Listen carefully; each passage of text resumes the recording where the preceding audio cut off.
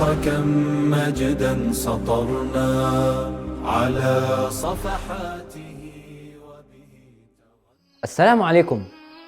عرف عنه حنكته الإدارية وشجاعته الكبيرة في اتخاذ القرارات. نتحدث عن الأستاذ موسى قعص الذي ولد في عام 1885 بمنطقة بوري بدنكاليا، حيث عمل في بداية حياته كمترجم، فقد كان يجيد اللغة الإيطالية. انطلق بعدها كموظف تلغراف في فترة الاحتلال الإيطالي، وبعدها عين مديرا لمصوع خلال المدة من 1950 إلى 1952 فترة الانتداب البريطاني. انتقل بعدها مديرا لعصب في بداية الفيدرالية، ولكن تم اتهامه من قبل الأثيوبيين بأنه قام بتدبير عصيان مع عمال الميناء في مدينة عصب، فجاء بعدها قرار إبعاده منها لينتقل بعدها إلى بارنتو كنائب لمدير المدينة. ولم يستمر ذلك طويلا، فقد احتاجه الأثيوبيون، وذلك لحنكته وخبرته الطويلة التي اكتسبها خلال السنين، فتمت إعادته إلى مصوع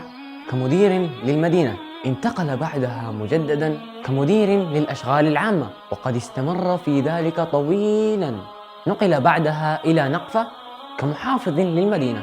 ورغم كل هذه الوظائف، إلا أن السيد موسى قعص ظل وفيا لشعبه ووطنه، فكان يفخر برفع علم بلادنا الحبيبة إريتريا في كل مكاتبه، وقد كان يدعم النضال والشعب الإريتري بالمال، وأيضا يدعمهم بالدواء، بل حتى أنه كان يخط الكتب بيده عن تاريخ مصوع. كما أنه كان رجل بر وإحسان، فكان يبني المساجد ويكفل الأيتام. توفي بعد هذه الرحلة الطويلة بمدينة جدة بالسعودية في عام 1988. ألا رحمه الله رحمة واسعة وأسكنه فسيح الجنان. التاريخ كم مجدا سطرنا على صفحاته.